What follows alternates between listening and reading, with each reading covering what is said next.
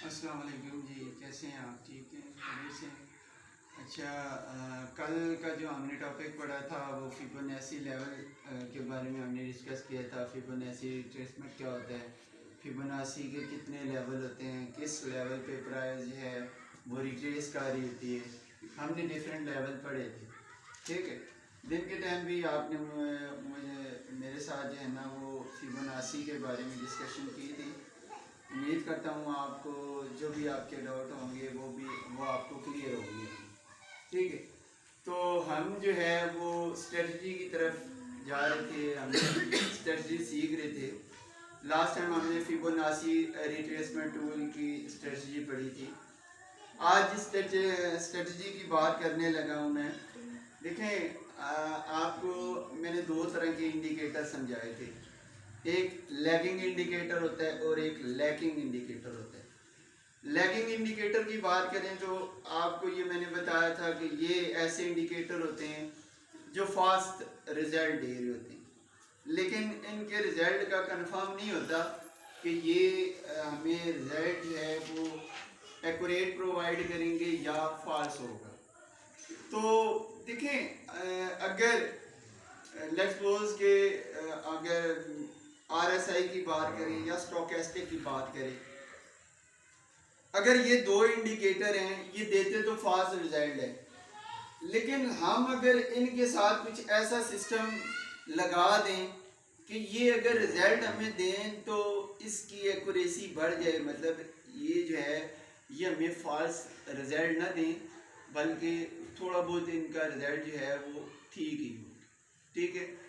तो देखिए, आप ना जैसे हमने आरएसआई के बारे में पढ़ा था, आरएसआई रिलेटिव स्ट्रेंथ इंडेक्स के बारे में हमने पढ़ा था। हमने ये कहा था कि इसके दो लेवल होते हैं बेसिकली। अगर 30 पे होती है प्राइस तो डेट मीन कि ओवर सोल्ड हो गए, 70 पे जाती है तो इसका मतलब कि ओवर बॉट हो गए। अब हमें ये तो पता है कि 70 के बाद मार्केट प्राइस नीचे आएगी, ये भी पता है कि 30 के बाद मार्केट प्राइस ऊपर जाएगी, लेकिन ये नहीं पता होता कब जाएगी। ऐसा ही है ना। अगर हमें ये पता चल जाए कि किस लेवल पे मार्केट जाएगी ऊपर, ये तो हमें पता है कि 30 के लेवल से नीचे जाएगी या 30 के लेवल तक जाएगी, तो हम ये कहेंगे कि ओवर सोल्ड हो गया, अभी सेलर की एंट्री खत्म हो गई है, अभी बायर्स आने वाले हैं। हमें ये तो पता है, लेकिन ये नहीं पता कब आएंगे बायर्स। बात समझ आइए। इसी तरह अगर अगर बॉट लेवल की बात करें तो 70 पे प्राइस जाती है तो आप कहते हो कि जी अगर बॉट हो गए, अभी बायर्स का सेशन खत्म हो गया, अभी मार्केट के अंदर सेलर आएंगे। बात समझ आ रही है। ये तो पता है सेलर आएंगे, लेकिन ये नहीं पता सेलर कब आएंगे। तो इस मकसद के लिए आप अगर आरएसआई को मॉडिफाई कर लें ना, अगर उसकी सेटिंग थोड़ी बहुत चेंज कर लें, तो मेरे ख्याल में आरएसआई को समझना, आरएसआई को देखना कि यार कब सेलर की एंट्री होगी, कब बायर्स आएंगे, आपके लिए आसान हो जाएगा। उस मकसद के लिए करना ये है, आपने आरएसआई को चार्ट के अंदर लगाना है। पहली बात, इसको डिस्कस करने से पहले मैं आपको पहले बताता जाऊं कि ये जो सिस्टम मैं आपको सिखाने लगा हूं, ये सिस्टम सिर्फ और सिर्फ आपके कंप्यूटर या लैपटॉप पे वर्क करेगा। मोबाइल में इसका ऑप्शन नहीं मिलेगा। आपने कंप्यूटर या लैपटॉप में जाना है, चार्ट खोलें, चार्ट में इंडिकेटर की लिस्ट आएगी, आरएसआई को आपने अप्लाई कर देने। उसके बाद जब आप आरएसआई को अप्लाई करेंगे तो आपके पास डिफरेंट एक ऑप्शन होगा नेविगेशन का या नेविगेटर का, उधर आप क्लिक करेंगे तो आपको डिफरेंट इंडिकेटर नज़र आ रहे होंगे, जिसमें स्टोकेस्टिक भी आ रहा होगा, उसके अलावा एमएसीडी भी आ रहा होगा, उसके अलावा मूविंग एवरेज भी आ रहा होगा। तो आपने करना ये है कि मूविंग एवरेज को आपने ड्रैग करके आपने आरएसआई वाली जगह पे ले आना। बात समझ आइए। मूविंग एवरेज को, लेट्स सपोज आपके पास स्क्रीन है ना कोई, ठीक है, कंप्यूटर की या लैपटॉप की स्क्रीन है, तो उसके कॉर्नर में आप जो है ना टॉप साइड पे देखोगे तो एक नेविगेटर का ऑप्शन होगा, ठीक है। आपने नेविगेटर को क्लिक किया, इधर आपके पास डिफरेंट तरह के इंडिकेटर ओपन होंगे, ठीक है। उसमें से आपने मूविंग एवरेज को चूज करना है। मूविंग एवरेज को चूज करने के बाद आप उसको ड्रैग करके अपने आरएसआई के अंदर ले आए। बात समझ आ रही है? जब आपका आरएसआई के अंदर आएगा वो मूविंग इंडिकेटर, मूविंग एवरेज, तो आपने करना ये है कि वहाँ पे आपने दो तरह के मूविंग एवरेज सेट करने हैं। पहली टाइम जब आप ड्रैग करोगे यहाँ तक लेके आओगे, आपने 21 के पीरियड का मूविंग एवरेज सेलेक्ट करना है। मूविंग एवरेज सेलेक्ट करने के बाद आपको नीचे एक ऑप्शन मिलेगा जिसमें आप सिंपल मूविंग एवरेज अप्लाई कर सकते हो, एक्सपोनेंशियल अप्लाई कर सकते हो, लीनियर वेटेड अप्लाई कर सकते हो। तो आपने लीनियर वेटेड को अप्लाई करना है। और समझ आ रही है? उसके बाद तीसरा एक ऑप्शन होता है कि आपने अप्लाई कहाँ पे करना है, ओपन पे करना है, क्लोज पे करना है, और एक नज़र आएगा एक आपको एक ऑप्शन जिसका लिखा होगा कि प्रीवियस इंडिकेटर डाटा। तो आपने क्लिक कर देना है प्रीवियस इंडिकेटर डाटा। हाँ समझ आ रही है? और आप कलर इसका लेट्स सपोज रेड कर दें, रेड कलर आप इसका चूज कर दें। क्या मैंने बताया? 21 का मूविंग एवरेज लेना है और इसको लीनियर वेटेड के हिसाब से लेना है। अप्लाई कहाँ पे करना है? प्रीवियस इंडिकेटर डाटा पे। कलर कौन सा रखना है? Red colour. हाँ समझ आ रही है? जब आप अप्लाई करोगे तो आपकी ये जो आरएसआई की लाइनें, ये जो आरी की तरह आपको दांत नजर आ रहे होते हैं आरएसआई के, ये आपके हाइड हो जाएंगे। मतलब आप समझ लीजिए कि ये भी रहेंगे लेकिन आपका जो मूविंग एवरेज आ जाएगा वो इस टाइप का, जिस तरह आप चार्ट के ऊपर लगाते हो उस टाइप का आपको नजर आ जाएगा जो मूविंग एवरेज। बात समझ आ रही है? फिर जब आपने पहला 21 का अप्लाई किया, फिर दूसरे मूविंग एवरेज को आपने उधर ही सेम वही सेटिंग होगी। आपने नेविगेटर पे जाने, मूविंग एवरेज को ड्रैग करने, आपने आरएसआई के अंदर लेके आना। जब आप आरएसआई के अंदर लेके आओगे तो इस बार आप 21 की जगह 3 के पीरियड का आप मूविंग एवरेज अप्लाई करें। बात समझ आइए? पहले 21 का रखा, मतलब पिछले 21 कैंडल का आपने मूविंग एवरेज यहाँ पे अप्लाई किया था पहला। दूसरा अगर बात करें तो दूसरा आपने 3 के पीरियड का रखना है। बात समझ आइए? सेम वही सेटिंग है, सिर्फ ये है कि यहाँ पे जो लीनियर वेटेड पहले में रखा था, दूसरे पे आपने एक्सपोनेंशियल कर देने, थोड़ा सा स्मूथ होने के लिए कि हमें वो नजर आए जो इंडिकेटर आप अप्लाई करें। तीसरा अप्लाई कहाँ पे करने हैं? इसको भी आपने प्रीवियस इंडिकेटर डाटा पे अप्लाई किया। बात समझ आइए? इसको भी आपने प्रीवियस इंडिकेटर डाटा पे अप्लाई किया, इसको भी आपने प्रीवियस इंडिकेटर डाटा पे अप्लाई किया।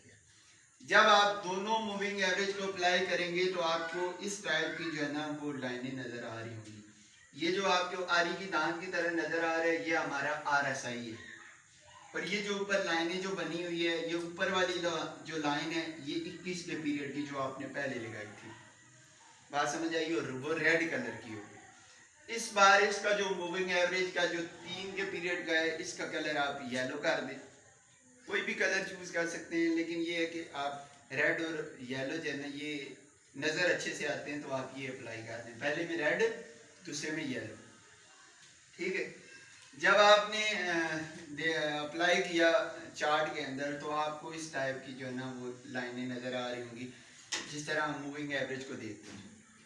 तो आप देखेंगे कि रेड कलर की जो लाइन होती है वो 21 की जो है ये आपके सामने नज़र आ रही है ऊपर, और जो दूसरी आपने अप्लाई की 3 की वो नीचे होगी। मतलब ज़्यादा जो रेंज वाली है वो ऊपर होगी और कम रेंज वाली या कम पीरियड वाली वो नीचे होगी। तो आप जब अप्लाई करेंगे तो आपको इस तरह नज़र आ रहा होगा। देखें, लेट्स सपोज यहाँ से मार्कीर शुरू हुई थी, स्टार्ट हुई थी, मार्कीर यहाँ तक दोबारा आई, फिर इस तरह ऊपर गई, फिर नीचे गई, यहाँ तक गई, अवर सोल्ड हो गई। अब हमें कैसे पता चलेगा कि मार्केट ऊपर जाएगी तो कहाँ से उसकी एग्जैक्ट एंट्री होगी ऊपर जाने की? तो आपने वेट करना है। वेट करना है कि ये जो आपने मूविंग एवरेज 2 अप्लाई किए उनका क्रॉस ओवर कहाँ पे हो रहा है। जब भी वो दोनों आपस में क्रॉस होते हैं इसका कंफर्म मतलब है कि अभी मार्केट ऊपर जाएगी। बात समझ आ रही है? अब आप इसको ऊपर जाने, ये नहीं कि आपने ऊपर जाने दिया और छोड़ दिया, इसके बाद आपने इसको मतलब कंप्यूटर से हट गए, ट्रेड से हट गए, आपने ऐसा नहीं करना। जब आपने क्रॉस ओवर देखा, यहाँ से आपने बाई की एंट्री लगाई, अब आपने वेट करना है कि दूसरा क्रॉस ओवर कहाँ पे आ रहा है। अगर दूसरा क्रॉस ओवर आपको मिलता है, यहां तक लेट्स सपोज आपका क्रॉस ओवर आ रहा था, यहां तक आपने जाने दिया, तो अब आप देखें कि वो क्रॉस ओवर नीचे की डायरेक्शन शो कर रहा है या ऊपर की डायरेक्शन शो कर रहा है। अगर वो ऊपर की डायरेक्शन शो कर रहा है, फिर आप अपनी ट्रेड को जाने दें, बाई की लगाई हुई एंट्री इसको जाने दें, तब तक जाने दें जब तक ऊपर के आपको सपोर्ट के लेवल पे या हाई लेवल पे क्रॉस ओवर नहीं मिलता।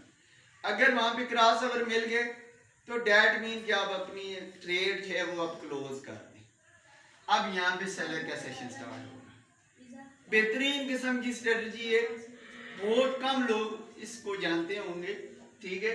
आप अगर RSI को मॉडिफाई करना चाहें ना, अगर आप देखना चाहें कि इसकी लिमिट थोड़ी सी मैं बढ़ा दूं, तो आप RSI के अंदर इंडिकेटर को यूज करें, दो इंडिकेटर मूविंग एवरेज ही, ठीक है, दो अलग अलग पीरियड के आपने मूविंग एवरेज अप्लाई किए, जहां जहां आपको क्रॉस ओवर मिलता है RSI के अंदर, ठीक है, वहां से आप बाय या सेल की ट्रेड लगा दें।